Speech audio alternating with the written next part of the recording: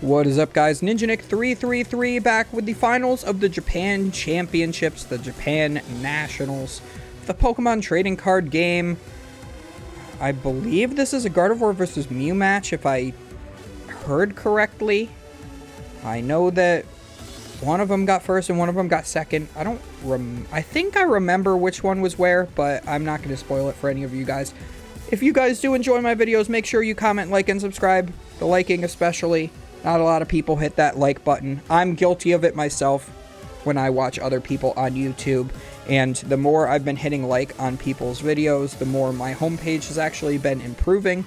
Seeing more videos that I would actually be interested in watching. As well as making sure that, you know, if you hit like on these videos are more than likely going to go out to other people who might enjoy them as well. So it'll help your feed, it'll help others' feeds. And yes, looks like we get a Zacian start from the Gardevoir player on the left, and we have a Mew start from the Mew deck here on the right. So in the last round, we saw a very similar matchup to this. It was the same two decks. Not the same two people, but same two decks. And in it, the Mew deck was only playing one Fusion Strike Energy just to counter the Spirit Tomb here. The Spirit Tomb has an ability that shuts off the abilities of basic V Pokemon. So you always like those ability lock Pokemons in formats. They are always super helpful. And as they are showing on the screen, the Fusion Strike Energy does counteract that. It makes the Pokemon it is attached to, the Fusion Strike Pokemon it is attached to, immune to other Pokemon's abilities. So that used to only really be relevant when a Zigzagoon would be benched and your Pokemon would take a damage counter. It would prevent that if it'll stop like more for in this format. It'll stop Inteleon VMAX's ability. It'll stop Meowscarada's ability as well. Those do put damage counters on, and that's usually how my thinking went. But it also stops the Spiritomb's ability from affecting it as well. So we did see that there was a Fusion Strike Energy. So maybe this is the full Fusion Strike package. It looks like we do see an Elisa Sparkle. So we are going to be able to get an energy, a Fusion Strike Energy to each one of our Genesects. Usually not the targets that you normally see those energies go to, but it is the best option for those to go to nonetheless. So we will be able to use the abilities of both of those Genesects. Since this is the first deck search of the game, we are now going to be able to identify exactly how many of those Fusion Strike Energies are in deck. We do see it is more than one. There is at least 3 in there right now. That's exactly what we want to be seeing, because that's what we need. We need our Fusion Strike Energies available to make sure we can get around this Spiritomb's ability. So going forward, you may need to play the Fusion Strike package in Mew to counteract that Spiritomb if there's a lot of Spiritomb in the format. If Mew does good, people will be playing Spiritomb, so you'll need to play the Fusion Strike package to counter it. If Mew's not as popular of a deck, people will not be incentivized to put Spiritomb in their deck, which means that therefore you can play Mew and play just the double turbo energy version, and then it thus becomes an endless cycle. That is how metas develop. So you always got to be a little bit mindful of decks that did well in previous tournaments and how these metagames develop. So the Mew deck is in the finals of this tournament, and it does have the Fusion Strike Energy, so you have to think, do you want to play Spiritomb? Do you want to play Drapion in your deck in order to counter this Mew? Do you want to play Path to the Peak? Because all of those cards are good against Mew. What counts do you want on all of those? Do you want to play all of them? Do you want to play none of them? Do you just want to risk missing Mew? Maybe Mew won't be that well played because people think it does have a target on its back. Maybe people will realize it was in the finals of this tournament and they'll say, oh, well, that deck's good, I'm just going to play it, and then NAIC will be full of it. Same with this Gardevoir here. What do you do to counter Gardevoir? You play Lost Box is the best option to go against it. You can do quite a lot of damage with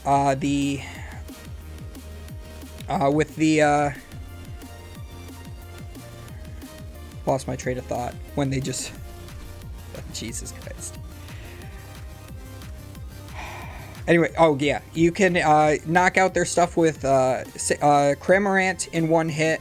You can spread a lot of damage counters around with Sableye in order to take multiple knockouts on things like Ralts and Kirlia.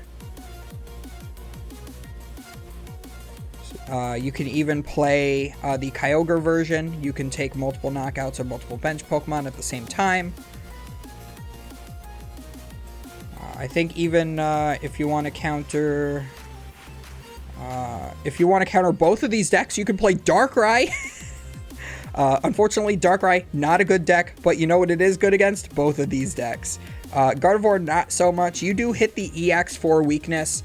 The only thing is that they can still one-shot you with a one-prizer. So the prize trade is not very favorable. But Darkrai does go very well into Mew. Because, of course, Darkrai is a 2-prizer and Mew is a 3-prizer. So if you want to just play Darkrai, that might be a good play for NAIC. I did pick up my Darkrai's, did you? I've missed Darkrai being a good deck. I'm honestly considering it for NAIC. I'm considering a lot of things. Inteleon Urshifu. We're considering Darkrai. We're considering Gardevoir. Those are probably my top 3 picks right now. But I've also put 0 testing into this format. The next week, I'm going to be doing pretty much nothing but testing. So I'll likely have a more informed opinion then. Because these videos are... This is my last video I'm recording before I go to NAIC, I do believe. And this is the 23rd at midnight right now. It's 12:21 a.m. on the 23rd. I leave technically tomorrow, because it is Friday morning now. Technically Friday morning. So, of course, these decks doing things that they always do. The Mew did copy Melodious Echo along with the Choice Belt and I believe a Power Tablet. Was able to take the knockout on the Zacian V. No, it would have needed more than that. It must have copied Technoblast. Yeah, so it copied Technoblast, and with the Choice Belt does do enough to take the knockout. And then the Gardevoir deck does get a whole bunch of Gardevoirs set up here, is able to Rare Candy into a Gardevoir with the Shining Arcana and evolves into a Kirlia. Unfortunately, did not get much more than that, but we do have quite a lot of Pokemon in play here. Did not start with that many Ralts in play, so not too uncommon for the start to be like this. We are going to go for a Cramomatic now. We are going to flip tails. The first coin went right off of the table. But luckily, both players have a coin, so they can both use that. They also have Poison and Burn markers, which have not been used once during this tournament, but you never know. Somebody could come in with Krogunk EX and require that Poison marker to be used. So Mew is already up 2 prizes because of the Zacian V start. So it is way ahead in this game already. Is going to be able to take a third prize before we even see a Gardevoir EX come into play. We do have another Fusion Strike energy in hand. We could attach that, but instead we're going to hold that in case we want to bench another Genesect. We decided to attach a second Double Turbo instead. Did use the Switch Cart to switch the retreat and switch cart in order to get that Mew VMAX out and back into the active, because when you put a Pokemon onto your bench from the active, it does remove all effects on that Pokemon, like special conditions and the fact that Technoblast says you cannot use it multiple turns in a row. So it removes the stipulation you can't use Technoblast, or any attack rather. So when it comes back into the active, it is fresh and clean and can attack a second turn in a row because of it. So that's a very important interaction to know if you are a brand new player and just seeing stuff like this for the first time. We do see the Rare Candy into the Gardevoir EX. Getting multiple Rare Candies off during this match is pretty great. That is helping you close the gap a little bit because your opponent does have that 3 prize card lead. If you were to somehow be able to pull off a crazy knockout on the Mew VMAX this turn, this would probably set this match right into your favor. And I'm starting to think that maybe Drapion is just the better Mew counter than the Spiritomb, just because you could still have starts like this where your opponent just starts with a 3 prize lead and there is nothing that you can do. So they're going to get rid of the Lost City and make all of the special energies colorless with no other effects, which does shut off the Fusion Strike energy, turning it into a colorless with no effect, meaning that those abilities of the Spiritomb do work on the Genesect yet again. So Temple of Sinnoh was a card that I had definitely cut from my Gardevoir deck previously. I did not think it was very good. I was playing 2 Collapse Stadium and 1 Champions Festival along with a worker. But now I think you need that Temple of Sinnoh yet again in order to shut those Fusion Strike energies off. They are pretty pesky. Now we are going to retreat into our Gardevoir EX. We're going to have 3 energies be put onto it from the discard pile. We have to damage ourselves by 60 in order to do that, but we are able to take the knockout on the Genesect V. I almost said EX. So that is even better than just shutting off the Fusion Strike energy. We also are able to just completely remove it from the game. So there is still 1 other Genesect with a Fusion Strike energy on it, so that will still be shut off by the Temple of Sinnoh. But of course, we have the Lost Vacuum. We're able to get rid of the Temple of Sinnoh and even attach another Fusion Strike energy that we have been holding to our newly benched Genesect V. And now our abilities are unimpeded. We are ignoring that Spiritomb as if he does not even exist. He is just in the corner, probably crying about it. Poor Spiritomb. Also, I don't know if I've been accidentally saying Sableye multiple times or if I have been saying Spiritomb correctly. But I do say words incorrectly quite a lot when I'm thinking one word and I say the other.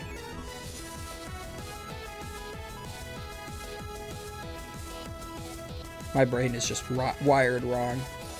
So we are using our second Genesect for the turn. We are able to draw an additional 3 cards. We do have 6 Fusion Strike Pokemon in play, so we can draw until we have 6 cards in our hand. We do gain an Elisa Sparkle, so we do have the ability to play that. We have not played a supporter for turn just yet, so we could put more Fusion Strike energy into play. We could put maybe 1 on the Meloetta and 1 on the Mew that has no energy, or just 1 on the Mew that has no energy so that we could attach the last Fusion Strike energy for turn to it to fulfill its attack costs. However, we wanted to go about that, but we do have a Forest Seal Stone as well.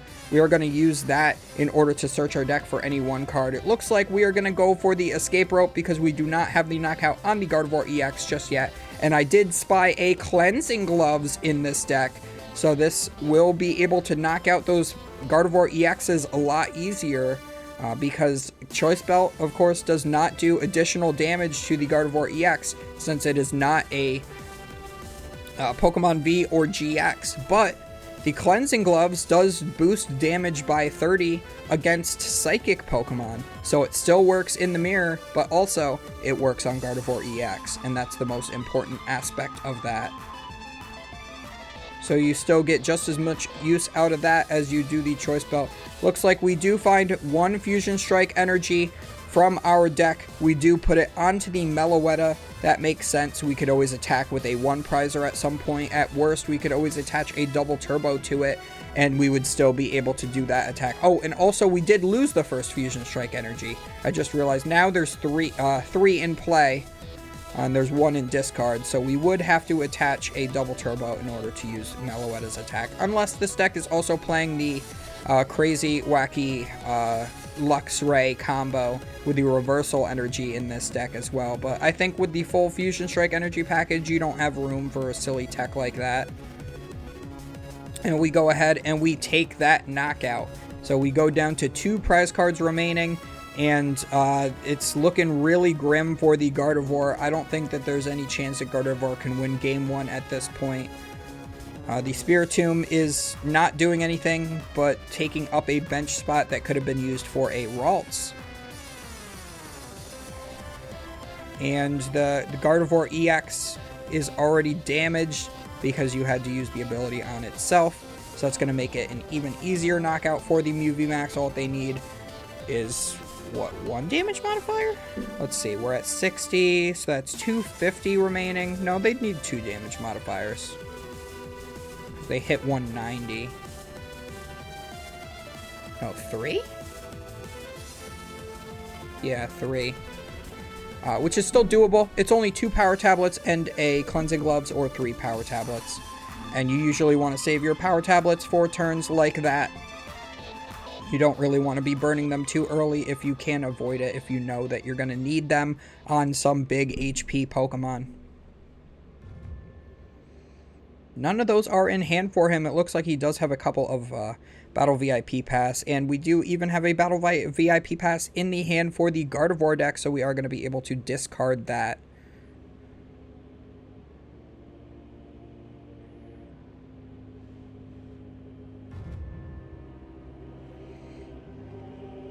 So just trying to decide what the second card we discard is here.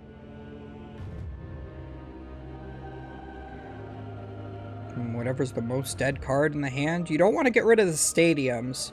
Looks like we have Collapse Stadium Artisan.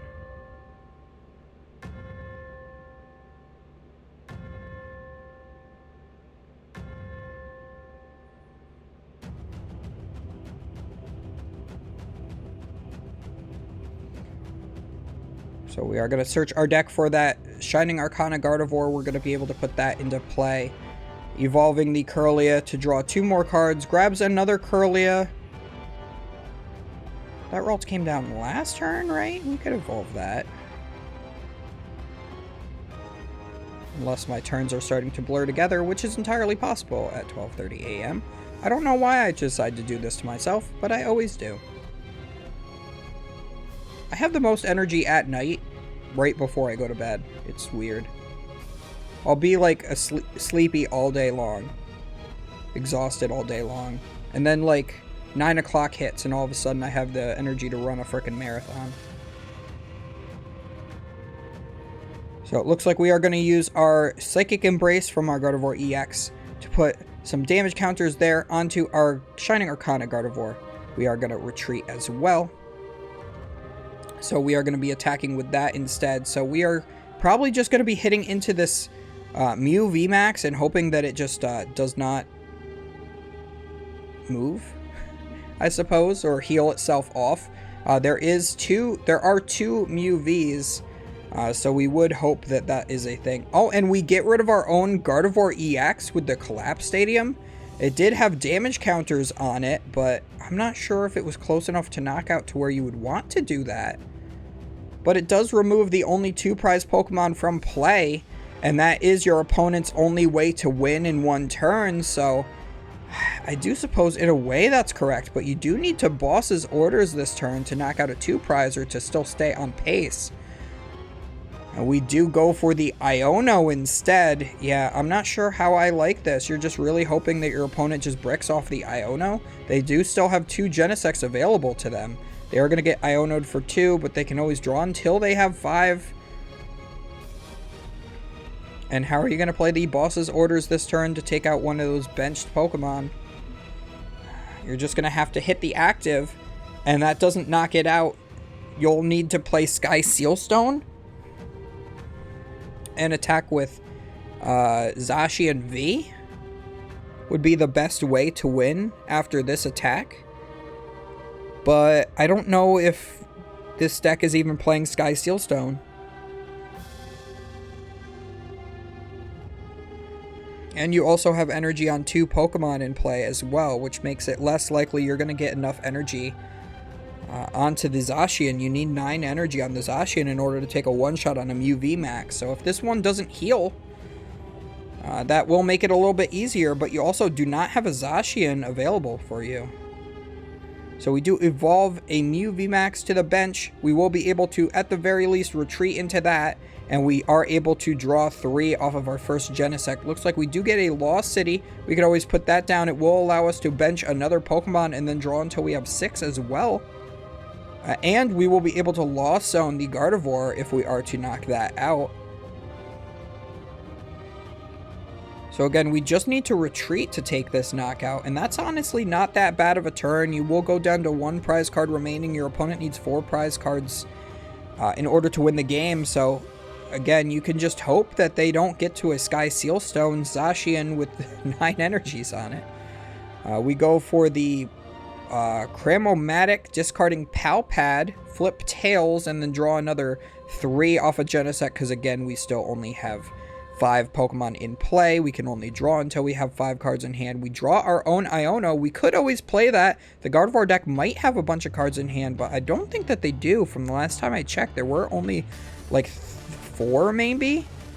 So at this point, you don't have any Mew Vs in play. You're going to have to risk not going for the Psychic Leap and just attacking with that, because you would have needed the Switch card in order to retreat Switch. And you don't have that, and you would also need a Mew V. So you didn't get any of that to be able to use Psychic Leap this turn. Psychic Leap would have gotten the KO, so if you were able to do that, that would have been the best way to go about it. And you could have promoted the Meloetta, because if it gets knocked out, your opponent only gets 1 prize. And if not, you would be able to retreat it with that Fusion Strike energy.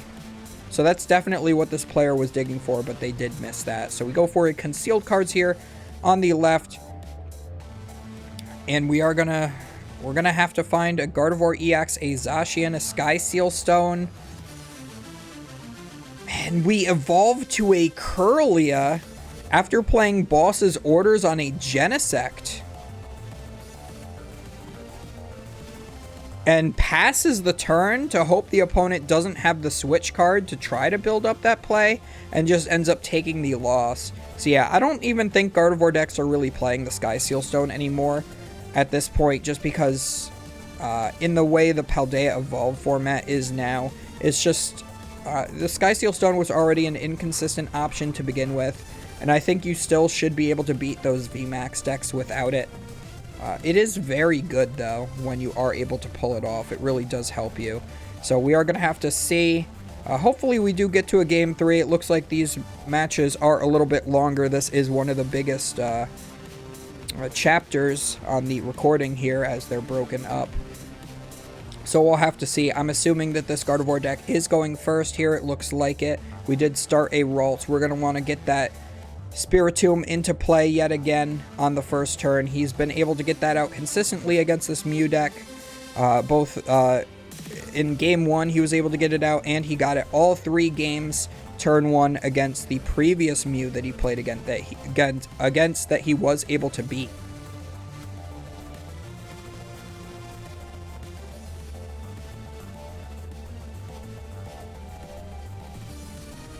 So 48 minutes left is still plenty of time for 2 games. We'll just have to see if he is able to pull this through. He's going to want to get, again, multiple Ralts into play, as well as that Spiritomb. And I'm looking through the deck to see if there is a Sky Sealstone at this point, because I don't yet see one. The Spiritomb is in there. Yeah, it does not look like he's playing Sky Sealstone. Unless it's in the prize cards, but I did not notice it that one brief second. Yeah, no, it's not in the prize cards, so he's not playing Sky Sealstone whatsoever. But he is identifying his Pokemon again. In Gardevoir, specifically, you want to make sure that you know how many of each Gardevoir piece you have available to you, what's in your prize cards. So that you can plan out exactly how many Pokemon you put on your bench, because you do have quite a lot of bench sitters in this deck. You do have the Mew, you have the Cresselia, you have the Spiritomb, Radiant Greninja. So sometimes you need to have the space for those cards. So if you can afford not putting a Ralts down because maybe you prized a Kirlia, then you definitely can do that without hesitation. And we do have the Battle VIP Pass, so here comes Spiritomb coming down into play. I think the opponent made a joke about, like, oh, of course you got that 2 games in a row. And because I saw that player on the left laughing. And we do get a second Ralts, so bare minimum that you want in play is generally 2 in order to even have a way to get going, because you can evolve one into Kirlia and one into a Gardevoir EX with a rare candy and have a pretty good turn 2 that way, but you usually prefer 3 because you always want at least 2 Curlias in play on turn 2 in order to keep drawing cards. And it looks like just a pass for the turn, so we are going to need to find that Elisa Sparkle again in order to be able to use Genesec's ability, but we did open with the Forest Seal Stone, and we even have the Ice Cue. The Ice Cue is played specifically because we want to be able to bench snipe that Spiritomb. So these decks being specifically built with Spiritomb in mind, playing both the Fusion Strike energy and the Ice Cue to snipe the Spiritomb so that you don't need the Fusion Strike energy anymore. You don't necessarily have to do that attack with the Ice Cue, but you can copy it with Cross Fusion Strike because Ice Cue is a Fusion Strike Pokemon naturally. So we are going to be discarding a Double Turbo and a Mew VMAX with this Ultra Ball. Not the ideal start. Not the ideal discards here, but we're going to have at least a couple of other Double Turbos in the deck we can see already, as well as all of our Fusion Strike energies, so hopefully it will not matter too much. Usually these Mew VMAX decks play 3 Mew VMAX. There was a time when Mew was at the peak of its popularity, and everybody was trying to play just garbage Dark decks in order to try to hard counter it. People were cutting back to 2 Mew VMAX in their decks, and I don't know how people ever won with 2 Mew VMAX in their decks. You can always discard 1 freely if you are playing 2, because you really only need 2 to win the game. But what if you prize 1 and you're only playing 2? What if you have to discard 1 with an Ultra Ball turn 1 and you're only playing 2? Then you have to get through the entire game with just 1 Mew VMAX, and that doesn't work. Maybe in the Fusion Strike energy build, it's a little bit better because you can attack with Meloetta at some point. But it looks like we do have 2 Fusion Strike energies here. We will have to attach that to one of our Pokemon at the very least. I would think that it would be best to put it onto the Genesect. And I think here, with this Forest Seal Stone, you go for the Battle VIP Pass. It would have been better to use that to get an Elisa Sparkle, but you already have 2 of the Fusion Strike energies in play. You can always just attach that turn after turn to the Genesect from your hand if you really wanted to. And also, you get a little bit of better draw by having more Pokemon in play as well. So I think that the Battle VIP Pass is definitely the correct grab off of this, and that is exactly what he went for, grabbing a Mew V as well as the Genesect V. And we even have a second Mew V to bench, and we are able to now use the first Genesec's ability because of the Fusion Strike energy. The player on the left with the Gardevoir, of course, wincing a little bit because he's like, of course you would just have that in your hand to attach. Not going to be able to attack this turn, of course, because we do not have... by attaching to the Genesect, it makes it impossible for the Elisa Sparkle to really be able to get you to a Meloetta attack or even the Ice Cue attack. And it looks like we are spreading those energies around, making sure that none of them are on the Ice Cue so that the opponent doesn't have any incentive to boss up the Ice Cue and knock it out. And also it means that the Mew only needs 1 more energy attachment to attack. And we are going to go for 1 more draw with the Genesect, and we draw a Boss's Orders, that beautiful new full art Getsus one. I do really like that. I'm not the biggest fan of the alt art one, but I do really like the full art one. I think it looks really good. Getsus is one of the most badass Pokemon villains that there is in the series, and his supporter card that we used to have that is currently banned is probably one of the best supporters ever printed. When it was printed, it was god-awful. But as the format, as the expanded format came to be and items became so prevalent, and we still had the rule where you could play a supporter turn 1, you could cripple your opponent's hand by shuffling all their item cards from their hand back into their deck and leave them with nothing in their opening hand. I did that plenty of times. You could play red card, which just says your opponent shuffle draws 4. And then you play Getsus, and then you just hope that there's as many items as possible and they don't have like a Professor's Research or a Shaman or something, which Shaman is no longer in format, but a lot less good of a supporter now that there is no turn 1 supporters, but still, I think it does still have its rightful place on the ban list. But it's still nice to see that we can use cards with Getsus's art now that he is a boss's orders. But I also just prefer Lysander. I think he's the coolest one in my opinion. He wanted to nuke the entire planet because it wasn't pretty enough. And if that's not the definition of an evil team in Pokemon, I don't know what is.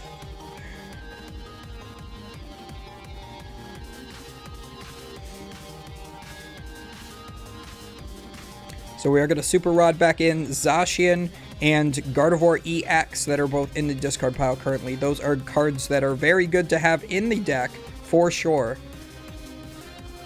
Super Rod being one of the most relevant cards to come out of Paldea Evolved, allows you to shuffle up to 3 in combination of Pokemon and basic energies from your discard pile back into your deck. And because we are using this research, we did discard some of those on purpose to put back into the deck with the Super Rod before we played the research to get full value out of having them back in the deck where they belong.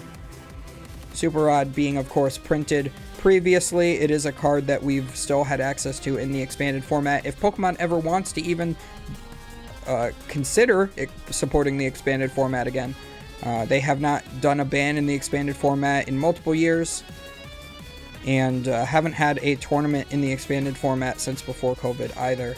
And with the boom of new players that we have, there are just not enough computer search A-specs in the world to be able to give to all of these new players if they were to play expanded. So unless they want to print one of those trainer's toolkit that is just entirely expanded legal cards, there is no way that they could ever have expanded come back.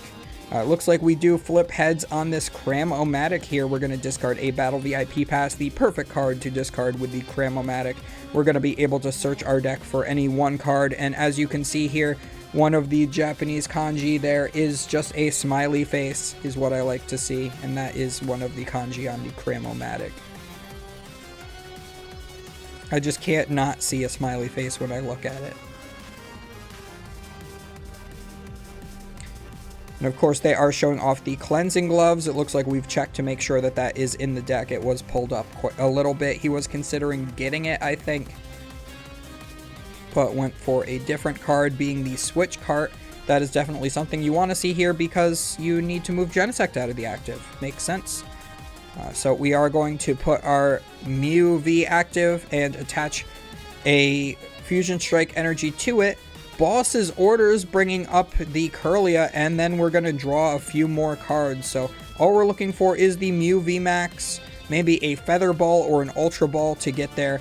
Looks like we did not. We still have one more Genesect left available to us. We could use that Pal Pad and the Power Tablets to burn those out of the hand. We're going to put just back the one Boss's Orders back into the deck. That's the perfect card to put back in. I think every time you play Pal Pad, you should try to put a Boss's Orders into your deck. It always just feels really good having another boss.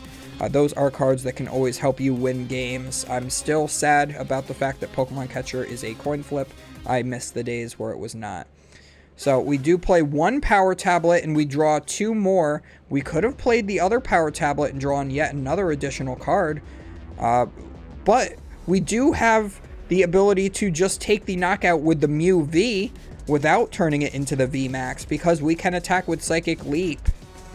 So with that Psychic Leap, we do 70, and the Power Tablet gives us the additional 30.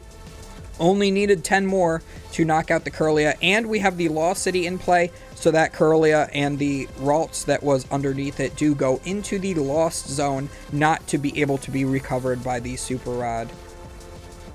So a little bit unfortunate for the Gardevoir to see that come out, because now they only have one Kirlia and one Ralts in play, and now they're going to have to play this game with just those, most likely. Looks like there is a Kirlia in the deck, I want to say it looked like, but no Ralts from what I could see. So this is all we have available to them. I know that there was one Kirlia in the prize cards, if I remember correctly, as well.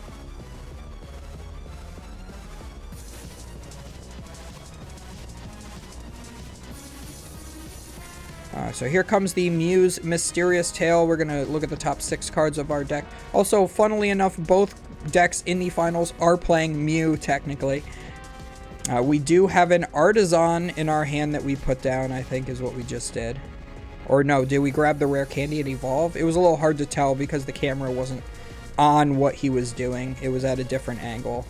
Although, the Japanese cameras always have the cameras at much better angles than the other internationals do. They always like to take away from the action and just show KO on the screen.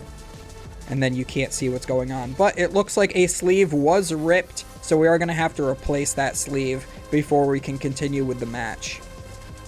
So I think that maybe their backpacks or whatever are just not at the table, so they're just having another staff member bring a replacement sleeve for him. And you know what I do see is I always see a lot of players playing the Pokemon branded sleeves. So I wouldn't be surprised if when you go on stream, they give you a pack of Pokemon branded sleeves to play in. But this guy has been on stream at least twice now. This is his second match, so these Pokemon sleeves are more than likely to break. So very important to make sure that you have extra sleeves on you at all times. If you're in the middle of a game and one of your sleeves breaks, you have to replace it. And you also want to make sure that none of your sleeves have identifying marks, like if only your double turbos have a nick in the corner, that's a problem because then it's technically a marked card. So after every match, you should make sure that all of your sleeves look uniform. So like if the corners are bent, my corners get bent a lot, but it's always my entire deck sleeves are bent at the same time, so none of them are marked because they all look the same. But we are going to go ahead and skip ahead to where his sleeve is fixed and replaced. Also, you can see the way that he is shuffling when he is mashing. He is mashing the top right corner into the middle of the deck. So by shuffling in that specific way, he is splitting his sleeve top right corners. You're less likely to break the bottoms. So when you mash, if you can mash the bottom corner into the middle of the deck, that's gonna make it a lot less likely that your sleeves split. So it looks like a second sleeve split, and we are just fixing that really quick because we do now have our extra sleeves on us. So here he is going through his deck and making sure that there are no other split sleeves, so that he can just fix them at the same time. I'm sure that they'll give him a suitable time extension for this. These things just happen. It's just interesting to see that this has not happened in a match so far. So yeah, they did just pick the clock up. So that is telling them that they did extend the time for them. So good to see that. They still have 36 minutes, it looks like, to finish this match. So that should still be more than sufficient. As long as this doesn't go to a game 3, I guess. But if it goes to game 3, maybe we won't have enough time, and we will have to go by prize cards, which is something you never like to see. Although I do like seeing that more than seeing people tie. So we are going to Iono here. Both players shuffle their hands, put them on the bottom of the deck, and then draw cards equal to the amount of prize cards they have remaining. So Mew gets 5 because they have 5 prize cards. And the Gardevoir gets 6 because they still have all 6 of their prize cards remaining.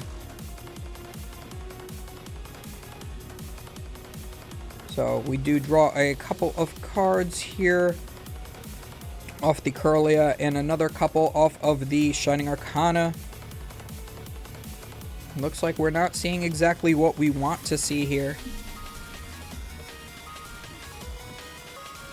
So we are going to retreat our Mew into the Manaphy because that is the least useful Pokemon in this matchup. We are just going to feed that into the Mew deck. And unfortunately, it's not looking good for the Gardevoir player. It looks like at this point they're probably going to lose the match because they are now on a 2 prize deficit. And if they ever put that Gardevoir EX into play, that Mew deck does play enough power tablets along with that cleansing gloves that they could always get a knockout even on a full HP Gardevoir EX.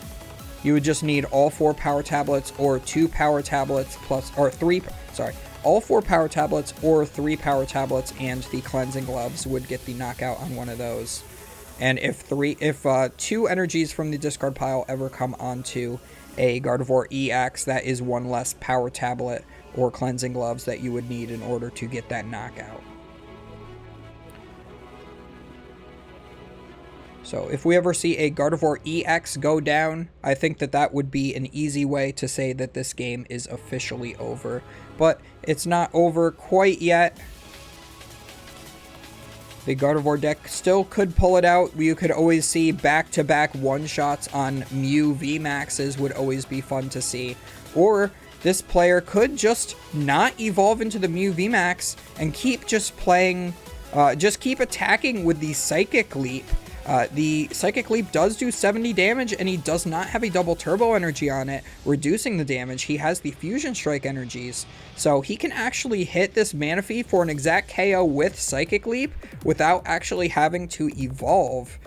And then that could make it so even if the Gardevoir deck is able to attack, they might not never actually attack into a VMAX, because a VMAX might not even have to come into play, and that would be a crazy thing to see here.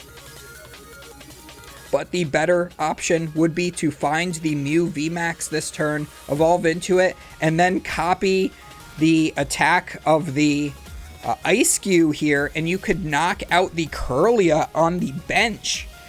It would feel better to knock out the Spiritomb, because now you know that your Genesects are going to be live the entire match, but both of the Genesects that you do have Fusion Strike energies on them. And since you do have all 4 Fusion Strike energies in play, you are sniping 120. Oh, although you can't do that with the Manaphy in play. So you'd have to knock out the Manaphy first. So never mind. That doesn't work right now. So actually the Manaphy is somehow relevant. Funnily enough. So he could always copy Psychic Leap now, knock out the Manaphy, and then on the next turn, he might be able to knock out the Kirlia if it doesn't evolve.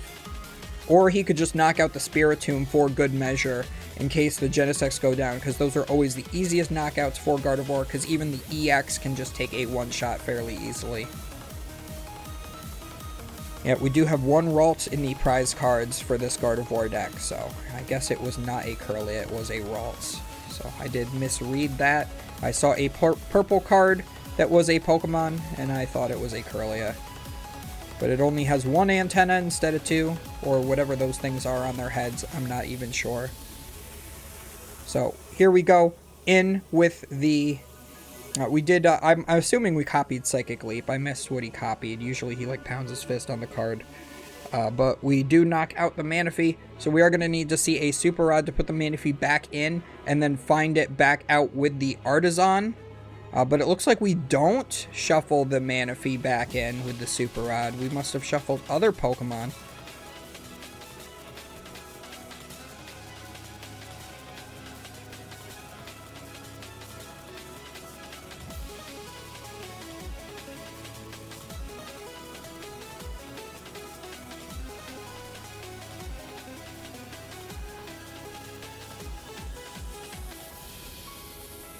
So here comes the Iono. We're going to be able to shuffle both of our hands back to the bottom of the deck and draw cards equal to our prize cards yet again. So we are getting 4 cards here as the Mew player, and yet again another 6 cards here on the left for Gardevoir.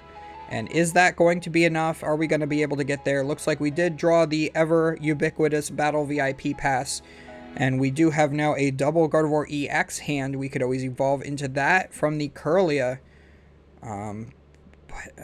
Yeah, again, the best thing to do would be knock out Mew VMAX this turn. How can you do that? Do you have enough in your discard pile to load up a Zacian? Because you could load up a Zacian and then Super Rod it back in, but you just used a Super Rod. And you used a Super Rod, I think, turn 1, right? It was like turn 1 or 2, right before the research. So he's out of Super Rods. So he can only ever attack with Zacian once.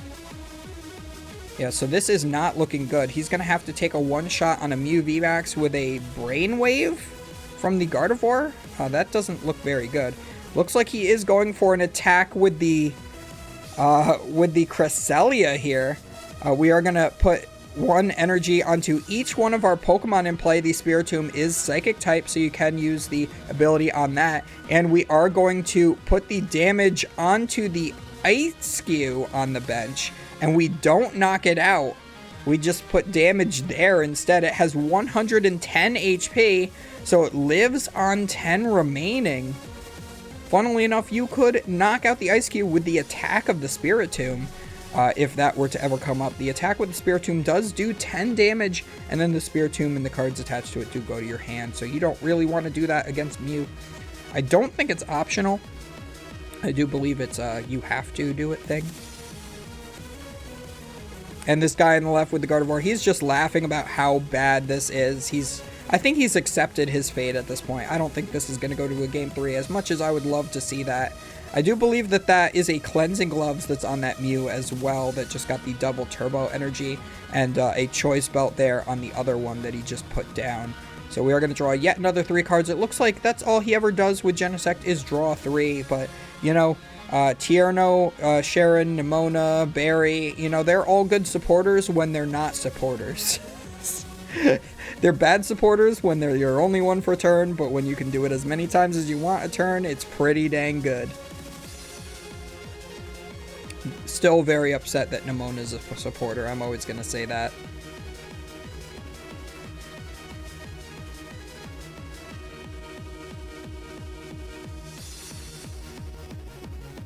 So here comes the Lost City. Is going to discard that Artisan. So we're no longer going to be able to get Pokemon out of our decks onto the bench, but that is perfectly fine. I don't really think there's much of anything left in there that's not a Zacian in the deck. So it looks like this turn we are going to use Mew to copy the Ice-Cube, and we are going to take a knockout on the Gardevoir that's on the bench, and that is not looking good. So I thought it was 40 damage times the amount of 4A. Oh, that is 160. Okay, for some reason I was thinking like 120 as a number in my head for Ice-Cube maximum, but that's 3 energy. It's 40 damage times the amount of Fusion Strike energy. So he is able to bench snipe and knock out a full Gardevoir Shining Arcana without having to have any damage counters on it. And that is a beautiful math to see, and making it so this Gardevoir player is just kind of flailing at this point. Doesn't really know what else to do. I would not know what to do if I were them either, except maybe concede. And also the camera is shaking. That's not me. I'm not doing that. When my tabletop games have a shaky cam like that, it always irks me. I think I fixed it. I think I fixed it going forward. At least for the most part. Unless Alan's on stream. If my friend Alan's on stream, or on recording, he's always going to slam the table when he bricks with his deck that doesn't play any consistency cards. So, and that'll move my camera. So we are going to retreat into the Gardevoir EX. Does have 2 energies on it so far. Did we use any Psychic Embrace on it? Yeah, we have to Psychic Embrace to it. So there should be, okay, 2 damage counters. So we must have healed the other damage off already, or we've just been attaching for turn. We are going to boss his orders here. We are going to be able to take our first prize cards of the game on this Genesect. But unfortunately, I think it is too little too late, because the Gardevoir can do that 2 turns in a row, but then it will get knocked out. And then you have no more Pokemon that can deal damage left in play. And that essentially creates a checkmate situation. You could always attach another energy for a turn to a Mew and hit for 30. You could always hit for 10 with the Spiritomb. You would have to attach 3 turns in a row to hit 120 with the Cresselia, I want to say is the math. We do flip heads on the Cram-O-Matic, discarding Cram-O-Matic. Anytime one of my opponents discards Cram with Cram, I always think that they're being a little rude. I'm like, oh man, you're just going to be like, oh, I'm going to get heads on this. It doesn't matter. I don't need to save one. So they're going to be able to get any card that they want out of the deck. I think that they were thinking of Power Tablet, because I saw that pulled up, but looks like they went for the Elisa Sparkle instead. which is a little bit weird just because that doesn't do anything for him. So maybe he's just trying to thin out cards out of his deck and doesn't actually need anything. And that would make sense because it looks like he is going for the Ultra Ball now. Going to discard that Elisa Sparkle and the Boss's Orders that was shuffled back into the deck earlier in the game as well. We are just going to go for, it looks like the Mew V Max. We could always evolve that Mew V on the bench. Or the active, actually, because we are down a Mew V Max here. Or we only have one Mew V Max in play anyway. So we are safe to evolve one of them, and we will still have access to Psychic Leap. So he has been playing only with the one Mew V Max all game. Benches another Genesect and uses the Lost Vacuum to get rid of the Choice Belt off of the Ice Cube. Plays a Power Tablet, and now we're going to draw until we have 6 cards in our hand. So yeah, really just use that Cram-O-Matic just to thin a dead card out of the deck. You could have done it with that Battle VIP Pass as well, but I suppose if there's any more Cram-O-Matics in your deck, it's better to keep the Battle VIP Pass for use with that than it would be to keep the Elisa Sparkle, because if it's public knowledge that all 4 Fusion Strike energies are in play or the discard pile, you cannot play Elisa Sparkle. If it's not public knowledge that all 4 are there, like say you have 1 in hand and 3 in play and none in discard or whatever, or 2 in play, 1 in discard, 1 in hand, then it's no longer public knowledge that all 4 are accounted for, so you can play the Elisa Sparkle just to burn it. But yeah, if your opponent knows for a fact where all 4 are, you cannot play Elisa Sparkle because it's public knowledge there's no legal targets in deck. So you can't play a card for no effect. You can always fail it, but not in that scenario. So it looks like we are just hitting hard into the Gardevoir EX with the Mew. I think we used Techno Blast for that.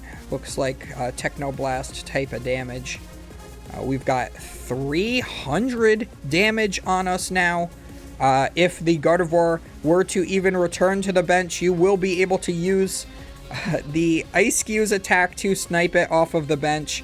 And he is just going to go for a research, showing his opponent his absolutely atrocious hand. And at this point, again, what do? You can Boss's Orders if you were to not play the research this turn. You would be able to Boss's Orders and bring up a Genesect and knock that out and go to 2 remaining prize cards, but you are still going to be 2 prize cards away from winning the game.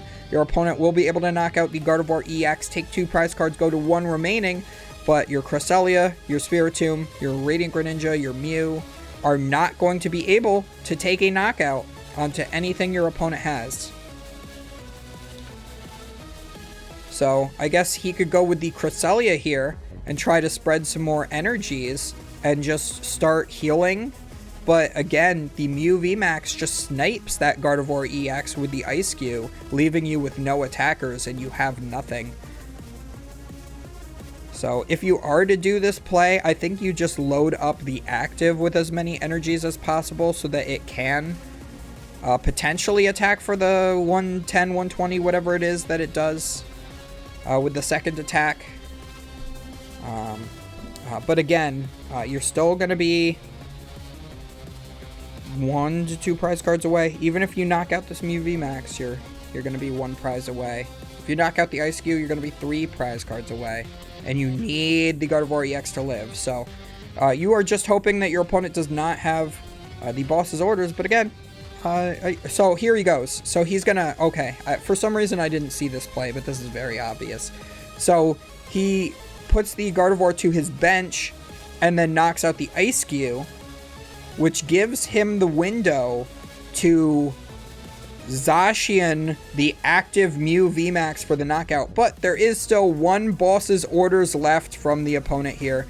It would have been a lot better to see maybe an Iono than the research this turn, but I don't think that makes a difference because, again, there is at least 1 Genesect.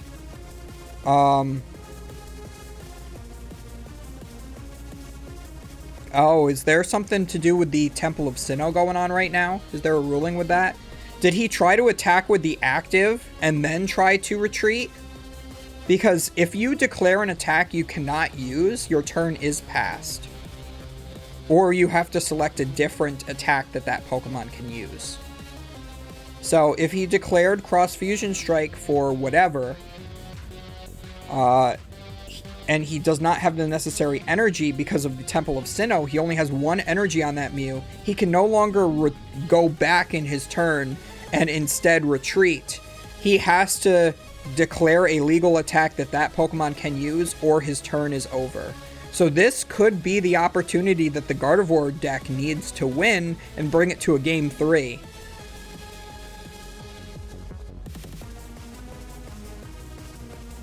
So I saw him just say this. Is he getting like a 2-prize penalty for trying to do that? He is! Oh my god, he just got a 2-prize penalty! Yeah, you see that little white and yellow slip that just went next to the Gardevoir's prize cards? Oh my god, yeah, he did! Or no. I'm sorry. Did he use a Fusion Strike system that he wasn't allowed to do instead? Is that what it is? Did I miss that? That must be what it is. They just took cards from his hand and put it back into the on top of the deck. Yeah, so he got a 2-prize penalty. This could be what that player needs. But again, I mean, if that's what it is, if it was a thing with the Genesect ability, the Mew deck still wins because all they need to do is declare an attack, a usable attack. Oh, it's because of the Temple of Sinnoh, he used the Genesect's ability, which he can't use because the Fusion Strike energy is shut off, so the ability is shut off by the Spiritomb. It's not protected by the Fusion Strike energy. So, does he still have the boss's... Does the boss's order still be used? Because I'm not going to go back and rewind it and make sure. I mean, you guys can comment down below what exactly happened from your perspective, but I did definitely miss that. But it looks like, yes, he wasn't able to use that ability, so he does receive a 2-prize card penalty, but he is able to take 2 prize cards off of this Gardevoir now. So this does make it so that the player on the left does only need 1 more prize card to win the game, but the opponent does not have a single prize Pokemon. And he has no good attackers in play either. And he is able to use Cross Fusion Strike with this Mew, because the Temple of Sinnoh turns each one of those Fusion Strike energies into a single colorless. So that's still fulfilling the 2 colorless energy cost of the Cross Fusion Strike. So that is a legal attack. So I think they're just clarifying that or something.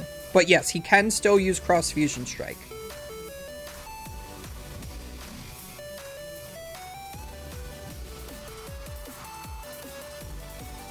Or are they just giving him the win? Did the opponent concede now?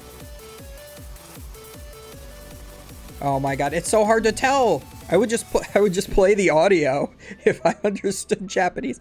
That's one of the things. Like, I always say, like, if I had 3 wishes, like if I had like a genie, right? Like the stereotypical, if you had 3 wishes, what would you wish for? One of them would be to wish for a full understanding of every language. That way I could read, write, and speak every language on Earth. I think that would be super useful. I could just work as a translator. It would not be too difficult. I would be able to understand what everybody's saying everywhere. I could travel around the world. I could go to places like Japan, and it wouldn't be any different than being here. So that's what one of my 3 wishes is. What would yours be? I'm always curious about that type of stuff.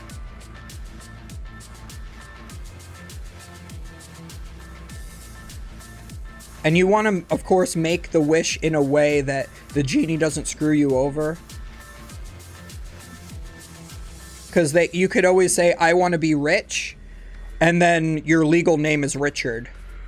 You know? They, like, change your birth certificate so your name is Richard. So, yeah. That's why I say my wish would be to have a full understanding of every language. And... by wording it that way as well, that would make it so I would be fluent in programming languages as well. And also, guys, let me know down below if there's any loopholes in that plan, because if magic wishes are real, I need to know this. So yeah, it seems like something else happened that's incorrect.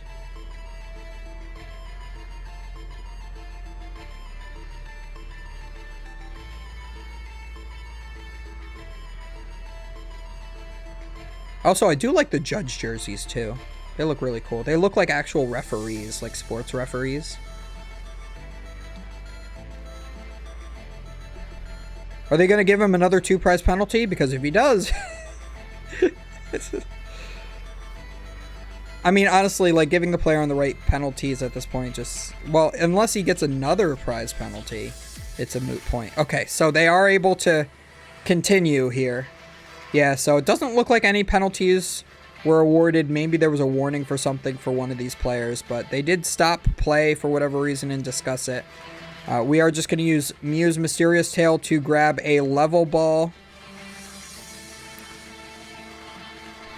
Yeah, I think the best way... So, on the previous turn, if he Psychic Embraced to the full amount to the Cresselia, so that it had 3 energies, then on this turn he could boss up a Genesect, the one that doesn't have any energies on it, and he could try to 2-shot it and just hope that it doesn't move. So it looks like he is going to go for that, but he doesn't have the energy on the Cresselia to 2-shot it. And if he were to be able to do that, the prize penalty would actually allow him to win here. Oh, it looks like there is another Super Rod left. I thought he used both of them this game. Maybe I'm thinking of the first game. He used 1, and then he used 1 this game, so this is the second. Or maybe he's just playing 3, and I'm stupid. I mean, all of those are viable options. He has the Zacian, but again, he has no Gardevoir EX. He has Rare Candy and the Ralts. The Ralts just came into play, right? That wasn't in play the last turn. That might have been in play the last turn. So he's going to retreat into the Zacian. I mean, and then pass. And then we have Escape Rope, and that's it. So yeah, no matter how he did that, I think it would have been more correct to put the energies on the Cresselia. He wouldn't have had to, like, dig for the Zacian and all of that stuff. He could have played... I don't think he played a supporter that turn, so he could have played the Iono. There's no Genesect abilities that could have been played. Yeah, I actually think that that game could have been winnable by the Gardevoir player. He could have... Well, no, because if he Iono'd, then he wouldn't have been able to play Boss. So yeah, no, I still think he did that correct. But that's... Yeah, that was a rough match. The entire match was just heavily in the Mew deck's favor, so... Mew is one of the things that has a target on its back going into NAIC, along with Gardevoir. They are both things that you should definitely be prepared for, because they are the most likely decks that you are going to hit. I think that they are going to be the top 2 decks by meta share. I'm not sure if one will be over the other or not. I think they're definitely both going to be within the top 3 most played decks at NAIC. I don't think Lugia will be in big numbers, but I think it will have a representation. Like, you know when they do the split of, like, all the meta decks on screen and they show, like, the top 6? I think Lugia will be there somewhere. And I think Mew and Gardevoir will both be within the top 3, for sure. And I think there will be an Arceus variant somewhere, and, of course, Lost Box. So I think Lost Box will be in the top 3 as well. I think it'll probably be like Lost Box number 1, Gardevoir number 2, Mew number 3, or vice versa with 2 and 3. But as always, guys, let me know what you think. Do not forget to comment, like, and subscribe to help that YouTube algorithm. And we will see you guys next time. Hopefully, I've been doing 2 videos a day for a couple of weeks here now. And these were all pre-recorded before NAIC. So I'm not sure if I'm going to have any videos after I come back from NAIC. I might try to record some testing sessions when I'm there. I definitely am going to try to record a vlog as well. So hopefully the vlog will be the next video after this, and we'll probably go back to 1 video a day. But I just wanted to give you guys a good amount of videos of the Paldea Evolved format before, because I can't get to any league challenges or cups in the Paldea Evolved format before NAIC, obviously. So we will see you guys next time.